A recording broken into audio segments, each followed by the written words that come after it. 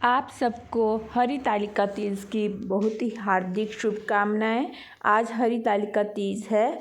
बोलते हैं माता पार्वती शिवजी जी को प्रति रूप में पाने के लिए अपनी सहेलियों के साथ जंगल में चली गई, जहां उन्होंने रेत का शिवलिंग बनाकर कठोर तप किया।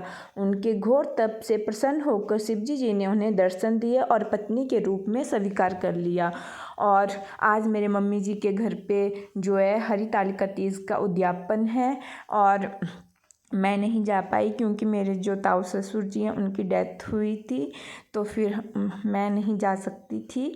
पर मैंने अपने भैया से ही वीडियो पे वीडियो बुलवा ली थी अपने पास, तो मैंने वीडियो से ही देख लिया। तो पापा जी पूजा के लिए बैठे हुए थे, तो पापा जी पूजा कर रहे थे और पंडित जी पापा जी से पूजा जो है करवा रहे थे। जो भी इसका होता है वो पंडित जी करवा रहे थे, मंत्र उच्चारण कर रहे थे, और पंडित जी बहुत ही अच्छे से जो है अपना काम करवा रहे थे।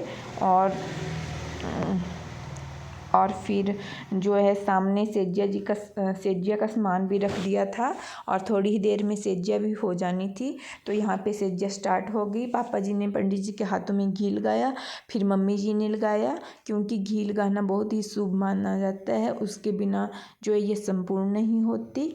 तो फिर उसके बाद घर के जितने भी सदस्य होते हैं वो सब पंडित जी के हाथों में घी लगाते हैं। इसलिए फिर जो मेरे भैया जी थे और भैया भाभी थे उनको भी बुलाया गया, तो वो भी आके फिर पंडित जी के हाथों में घी लगाएंगे। तो मेरे भैया आ गए, फिर वो भी चले पंडित जी के पास।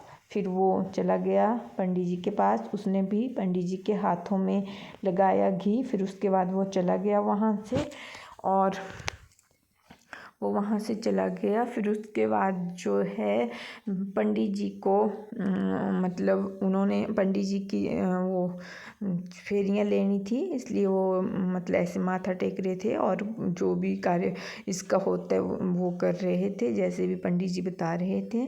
तो फिर इन्होंने पूजा कर दी शुरू, जैसे भी करते हैं इसका जो भी कार्यक्रम का वो होता है। तो फिर उसके बाद जो है सारा काम संपूर्ण हो गया और धाम शुरू हो गई। पहले पंडित जी को खाना खिला दिया, फिर उसके बाद मम्मी पापा और जितने भी लोगों को बुलाया था वो सब खाने के लिए बैठ गए। तो फिर मम्मी जी 2 दिन से व्रत पे थे, तो उन्होंने वो भी खाना खाने लग गए, और उनका जो व्रत बहुत अच्छे से उद्यापन हो गया।